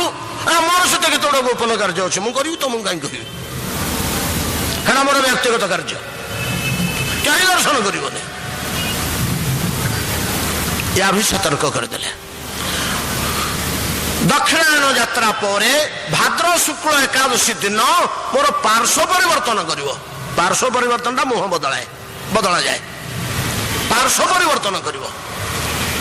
ତାପରେ କାର୍ତ୍ତିକ ଶୁକ୍ଳ ଏକାଦଶୀ ଦିନ ମୋର ଉତ୍ଥାପନ କରିବ। ମୁଁ ଶୋଇଥିବି, ମତେ ଉଠାଇ ଦେବ। ଏ ସମସ୍ତ ବିଧି ପୁରୁଷୋତ୍ତମ କ୍ଷେତ୍ର ମାହାତ୍ମ୍ୟରେ ରହିଛି। ୟାକୁ କେମିତିକା ବିଧିବିଧାନ ଏଠି ସବୁ ଭଗବାନ ନିଜେ, ପ୍ରଭୁ ଦାରୁ ବ୍ରହ୍ମ ନିଜ ମୁହଁରେ କହୁଛନ୍ତି। ମାର୍ଗଶିର ମାସ ଶୁକ୍ଳ ଷଷ୍ଠୀ ଆସିବ, ଶୀତ ପଡ଼ିବ। ଶୁଣ, ମୋର ପ୍ରାବଣ ଉତ୍ସବ କରିବ। ମତେ ବଡ଼ ଶୀତ, ଏଇ ସମୁଦ୍ର କୁଡ଼ିଆ ପବନ ମତେ ଘୋଡ଼େଇ ଆଡ଼େଇ ଦବ। ପୌରାଣ ଷଷ୍ଠୀ ପ୍ରାବୋତ୍ସବ ଉତ୍ସବ କରିବ। ପ୍ରଭୁ ଆପଣଙ୍କୁ କଣ ଶୀତ ହଉଛି? ଆପଣ ପରା ଦାରୁ। ମୁଁ ପରା କହିଲି, ଯତ୍ରାସ୍ତେ ଦାରବତନୁ ସ୍ୱୟଂ ମାନୁଷ ଶ୍ରୀଷ ମାନୁଷ ଲୀଳା। ମୁଁ ପରା ଏଠି ମଣିଷ ଭଳିଆ ଚଳୁଛି। ମୁଁ କଣ ଥୋଡ଼େ ବ୍ରହ୍ମ ଭଳିଆ ଚଳୁଛି ନା ଦାରୁ ଭଳିଆ ଚଳୁଛି? ମୁଁ ପରା ସାକ୍ଷାତ ମନୁଷ୍ୟ ତୁଲ୍ୟ ଚଳୁଛି ଏଠି। ତେଣୁ ମତେ ଶୀତ ହବନି, ଘୋଡ଼େଇ ଦବ। ପ୍ରାବଣୋତ୍ସବ। ପୁଷ୍ୟ ମାସ ପୂର୍ଣ୍ଣିମା ଦିନ ମୋର ପୁଷ୍ୟାଭିଷେକ ଯାତ୍ରା କରିବ ଏବଂ ମକର ସଂକ୍ରାନ୍ତି ଦିନ ମକର ଯାତ୍ରା କରିବ। ମକର ଯାତ୍ରା ପରେ ଫାଲ୍ଗୁନ ପୂର୍ଣ୍ଣିମା ଦିନ ବିଧିବିଧାନ ଅନୁସାରେ ମୋର ଦୋଳ ଯାତ୍ରା କରିବ ଏବଂ ବୈଶାଖ ମାସ ଶୁକ୍ଳପକ୍ଷ ତୃତୀୟାରେ ଚନ୍ଦନ ଯାତ୍ରା କରିବା ପୂର୍ବରୁ ଚୈତ୍ର ମାସ ଶୁକ୍ଳ ତ୍ରୟୋଦଶୀ ଚତୁର୍ଦ୍ଦଶୀ 2 ଦିନ ଧରି ମୋର ଦମନକ ଯାତ୍ରା କରିବ। ଏମିତି 12ଟି ଯାତ୍ରା, ଦ୍ୱାଦଶ ଯାତ୍ରା କଥା ପ୍ରଭୁ ନିଜ ମୁହଁରେ ପ୍ରକାଶ କଲେ। ଶୁଣନ୍ତୁ, ଇଏ ପ୍ରଭୁଙ୍କ ସେବା କଥା କରିବା କଥା ଇଏ ପଚାରିଲେ ସିନା ଭଗବାନ କହିଲେ ଯେ ମୁଁ ଏମିତି ପିନ୍ଧିବି, ମୁଁ ଏମିତି ଖାଇବି, ମୁଁ ସେମିତି ଲଗେଇବି, ମୁଁ ଏମିତିକା ମୌଜ ମଜଲିସ କରିବି। ଏକଥା ତ କିଛି ନାହିଁ, ଏକଥା କିଛି ନାହିଁ। 12ଟା ଆଗ ଖାଲି ଯାତ୍ରା କଥା କହିଲେ। ମହାପ୍ରଭୁ ଯାତ୍ରା କାହିଁକି? ଏଥିରେ ଆପଣଙ୍କର କଣ ଫାଇଦା? ଆପଣ ତ ହଇରାଣ ହେବେ। ବିବାହରେ ଟିକେ ବ୍ରତ ହଟ କଲେ ଆମେ ଯେମିତି ହଇରାଣ ହଉଛୁ, କିନ୍ତୁ ଆପଣ ତ ଏଥିରେ ବେଶୀ ହଇରାଣ ହେବେ। ଖାଇବା ପିଇବା ଶୋଇବା ସମୟ ଠିକ ରହିବନି, ଆଉ ସେବା କଣ ହବା? ନା ନା ନାଇଁ, ଏଇଟାରେ ମୋର ତୃପ୍ତି। କାହିଁକି ମହାପ୍ରଭୁ ଇଏ ଯାତ୍ରା ଗୁଡାକ କାହିଁକି ଆପଣଙ୍କର ପ୍ରିୟ? ନା କଥା କଣ କି ଇନ୍ଦ୍ରଦମନ, ତମେ ବୁଝୁନ, ଇଏ ଯାତ୍ରାଟା ଦେଖିବା ଲୋଭରେ କୋଟି କୋଟି ଲୋକ ଏଠିକି ଆସିବେ, ମତେ ଦର୍ଶନ କରିବେ, ସବୁ ନିଷ୍ପାପ ହେଇଯିବେ। ଏଇଥିପାଇଁ ଯାତ୍ରା ମହୋତ୍ସବ କଥା କହିଲି। ମୋର ଖାଇବା ଶୋଇବା ପଛେ ଯାହା ହଉଛି ହଉ, ମୋର ଚିନ୍ତା ନାହିଁ ସିଆଡ଼କୁ। ମୋ ପିଲେ, ମୋ ଜୀବନରେ କେମିତି ଆନନ୍ଦରେ ଉଦ୍ଧାର ପାଆନ୍ତୁ ଏ ସଂସାରରୁ, ଏଇଟା ହଉଛି ମୋର ଏଇ ମୂର୍ତ୍ତିର ଇଚ୍ଛା। ଏ ଜଗନ୍ନାଥ ମୂର୍ତ୍ତିର ମୋର ଏଇ ଇଚ୍ଛା। ହଁ ଇନ୍ଦ୍ରଦମନ, ଆଉ ଗୋଟେ କଥା ତମକୁ କହିଲି ତ, ଯତ୍ରାସ୍ତି ଦାରବିତନୁ ଶ୍ରୀଷ ମାନୁଷ ଲୀଳୟା। ମୁଁ ତ ମନୁଷ୍ୟ ଲୀଳା କରିବାକୁ ଏଠି ଆସିଛି। ଆଚ୍ଛା ଇନ୍ଦ୍ରଦମ୍ନ କହିଲ, ତମ ମନୁଷ୍ୟ ଲୀଳା ଭିତରେ କୋଉଟା ବାସ୍ତବ ସତ୍ୟ? ଆଜ୍ଞା ମୁଁ କହିପାରିବିନି। ତମେ ଗୀତା ପଢିନ, କହିପାରିବନି? ଇଏ କୋଟି କୋଟି ଜୀବ ବିଶିଷ୍ଟ, କୋଟି କୋଟି ଘଟଣା ବିଶିଷ୍ଟ, କୋଟି କୋଟି ଦ୍ରବ୍ୟ ବିଶିଷ୍ଟ ବ୍ରହ୍ମାଣ୍ଡରେ ମହାସତ୍ୟ ଗୋଟିଏ। କଣ ତାହା? ଜାତସ୍ୟ ହି ଧ୍ରୁବୋ ମୃତ୍ୟୁ ଧ୍ରୁବଂ ଜନ୍ମ ମୃତସ୍ୟ ଚ ତସ୍ମାତ୍ ଅପରିହାର୍ଯ୍ୟାର୍ଥେ ନାଇନଂ ଶୋଚିତୁମ୍ ଅର୍ହସି। ଶ୍ରୀମଦ୍ ଭଗବତ୍ ଗୀତା। ଏ ଗୋଟିଏ ହଉଛି ସତ୍ୟ। ଜାତସ୍ୟ ବି ଧ୍ରୁବ ମୃତ୍ୟୁ, ଏଇଟା ମଣିଷ ଲୀଳା, ଏଇଟା ମାନୁଷିକ କାର୍ଯ୍ୟ। ମୁଁ ତ ଏଠିକି ମଣିଷ ହେଇକିରି ଆସିଛି, ମଣିଷ ଭଳିଆ ତ କରିବି। ତେଣୁ ସେଭଳିଆ ଗୋଟେ କଥା ମୁଁ କହୁଛି, ଶୁଣ। ଯୋଉ ବର୍ଷ ଆଷାଢ ମାସଟା ଅଧିମାସ ପଡିବ, ଯୋଡେ ଆଷାଢ ପଡିବ, ସେତିକି ବେଳେ ମୋର ଏ କଳେବର ବଦଳେଇ ଦବ। ମୁଁ ପୁରା ମଣିଷ ଭଳିଆ ଲୀଳା କରିବାକୁ ଆସିଛି। ଆଜ୍ଞା ଯଦି 8 ବର୍ଷ କି 9 ବର୍ଷରେ ପଡିବ କରିଦବ, ଯଦି 20 ବର୍ଷରେ ପଡିବ କରିବ। ଗୋଟେ ନିୟମ ରଖ ତ, ଗୋଟେ ନିୟମ ନ ଧରିଲେ କଣ ମାଳିଆ ହବ? ନହେଲେ ଲୋକମାନଙ୍କର ଯେମିତି ବୁଦ୍ଧି, ତାଙ୍କର ଯେତେବେଳେ ସୁବିଧା ସୁଯୋଗ ଥିବ ସେତେବେଳେ ମତେ ବଦଳେଇ ଦେବେ। ତେଣୁ ଆଷାଢ ମାସରେ ଯେତେବେଳେ ଯୋଡ଼ିଏ ପଡିବ ମୋର ନବକଳେବର ବିଧାନ କରିବ। ସେ ନବକଳେବର ବିଧାନରେ ଅନେକ ଗୋପନୀୟ କଥା ରହିଛି, ଯାହା ପ୍ରକାଶ ଯୋଗ୍ୟ ନୁହେଁ। ଇଏ 12ଟି ଯାତ୍ରା ଭିତରେ ଦମନକ ବୋଲି ଗୋଟିଏ ଯୋଉ ଯାତ୍ରା ରହିଲା, ଚୈତ୍ର ଶୁକ୍ଳ ତ୍ରୟୋଦଶୀ ଚତୁର୍ଦ୍ଦଶୀ, ସେଇଟା ଗୋଟେ ବିଚିତ୍ର କଥା, ଅଦ୍ଭୁତ କଥା। ସେଟା ଏଇଭଳିଆ ଯାତ୍ରା ନୁହଁ। ତା ଭିତରେ ଯୋଉ ରହସ୍ୟ ରହିଛି ଆମେ ବର୍ତ୍ତମାନ ତାକୁ ପୁଙ୍ଖାନୁପୁଙ୍ଖ ଭାବେ ଖୋଲି ପାରିବାନି। ପ୍ରଭୁଙ୍କର ଯଦି କୃପା ହୁଏ, କେତେବେଳେ ସେମିତି ସୁଯୋଗ ଜୁଟେ, ଇଏ ଦମନକ ଯାତ୍ରା ଭିତରେ ଦୟଣା ଚୋରିମ, ଇଏ କି କଥା? ମହାପ୍ରଭୁ ଦୟଣା ଗଛ ଆଉ କିଛି ମିଳିଲାନି, ଦୟଣା ଗଛ ଚୋରି କରିବାକୁ ଆସିଛ? କଣ ତା ଭିତରେ ରହସ୍ୟ ଅଛି? ବହୁତ ରହସ୍ୟ ଅଛି, ବହୁତ ଜଟିଳ ରହସ୍ୟ ଅଛି। ଏଟା ସିଧାସଳଖ ମୁକ୍ତିର ପଥ ବାଟେ ବଟଉଛନ୍ତି ଭଗବାନ। ମନୁଷ୍ୟ ମାନଙ୍କୁ ମୁକ୍ତିର ପଥ ନିର୍ଦ୍ଦେଶ କରିଦଉଛନ୍ତି। ଇନ୍ଦ୍ରଦମ୍ନ, ମୁଁ ତୁମକୁ ଏ ବର ଦଉଛି ତମ ଖୁସି ପାଇଁ, ଏତକ ତ ମୋ ଖୁସି ପାଇଁ ତମେ ମାଗି ନେଲ, ଏତକ ମୋ ପ୍ରୀତି ପାଇଁ ତମେ ମାଗି ନେଲ। ଯାହା କହିବା କଥା କହିଦେଲି।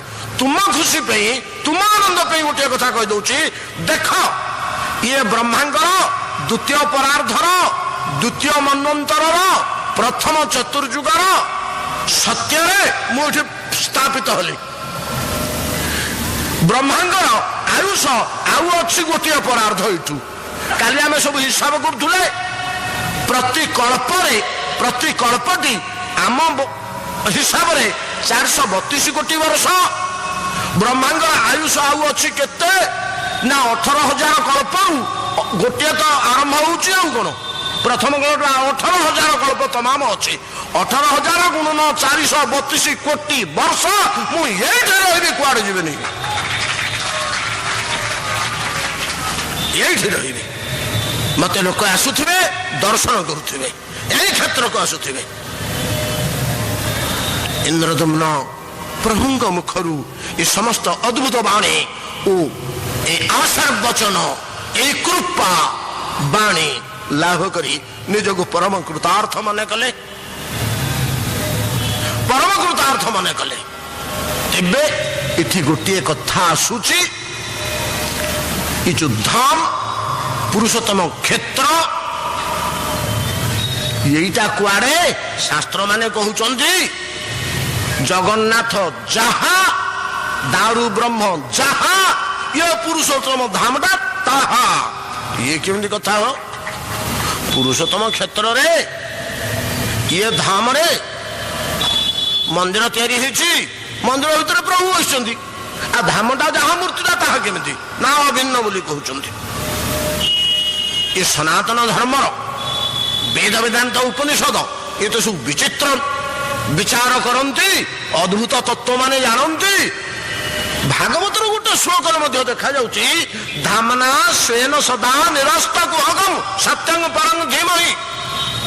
प्रथम अध्याय प्रथम श्लोक जन्मादेश जत नयादितरतः सार्थेश विज्ञ स्वराट तेने ब्रह्महृदा जयादि कवये मुह्यन्ति जत सूरया तेजो बारी मृदंग यथा विनिमयो जत्र त्रिसर्ग मृषा धामना स्वेन सदा निरस्त कुहकम सत्यं परं धीमहि परम ब्रह्म सतवस्तु सर्वदा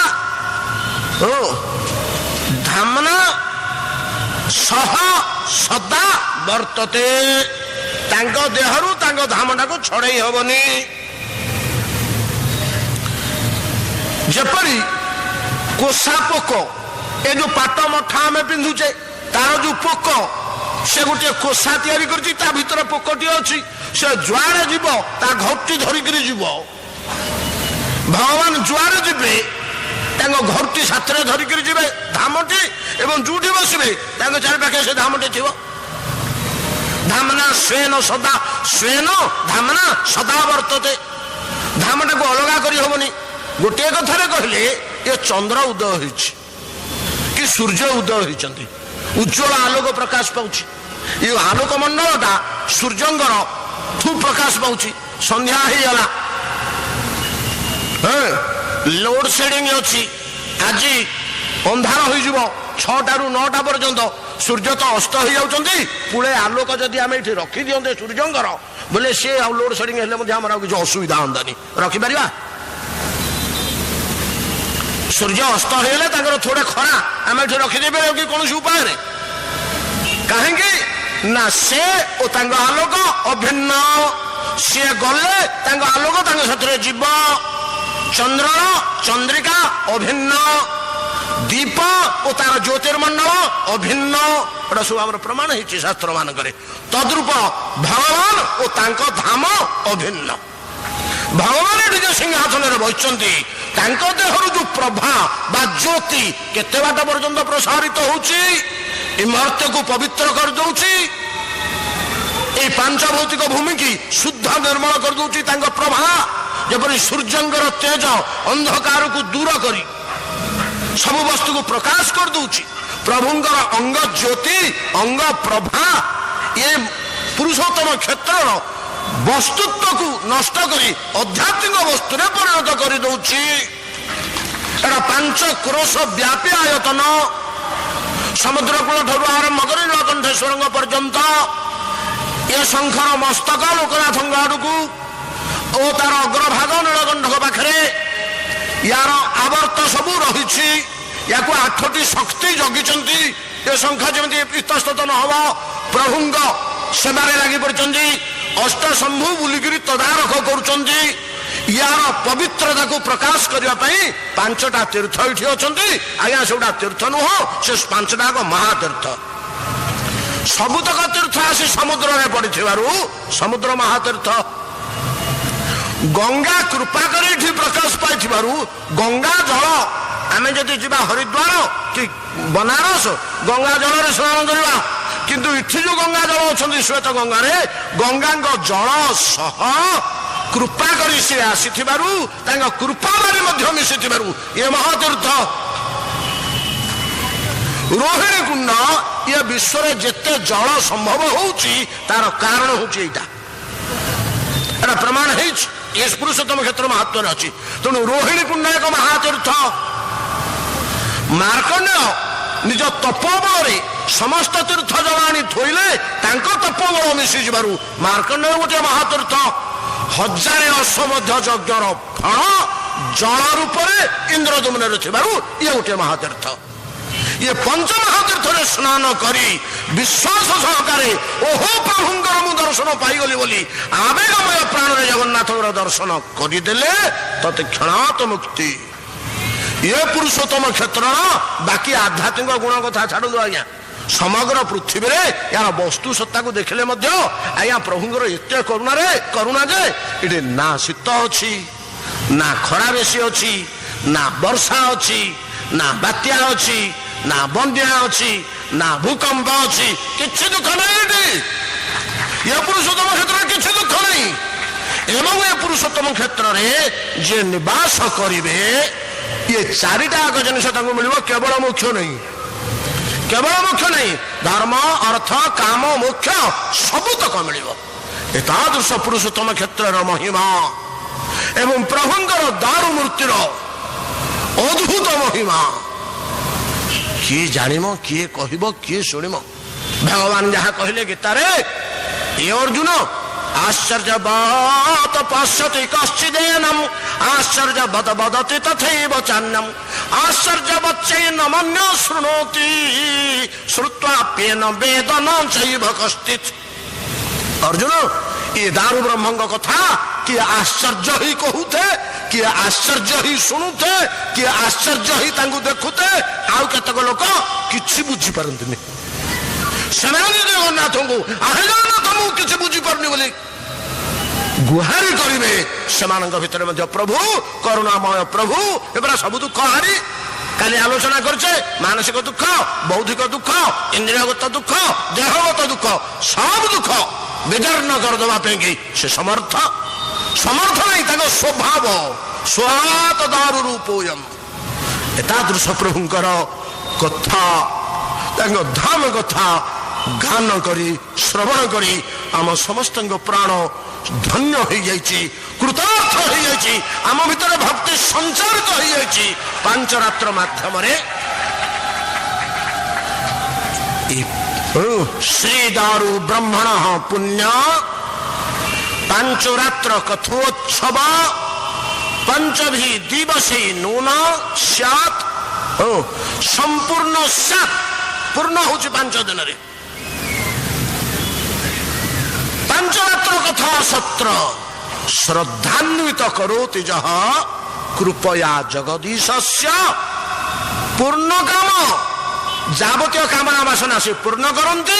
ये 5 रात्र मध्य होए परम ब्रजेत एवं देह त्याग कला परे वैकुंठ को गमन करती। बोल जगन्नाथ स्वामी की, बलभद्र भैया की, सुभद्रा माता की, चक्र सुदर्शन की, अपना अपना गुरु महाराज की। सर्वे भवन्तु सुखिनः, सर्वे सन्तु निरामया, सर्वे भद्राणि पश्यन्तु, मा कश्चित् दुःख भाग भवेत्। ओम शांति शांति शांति। श्री जगन्नाथार्पणमस्तु।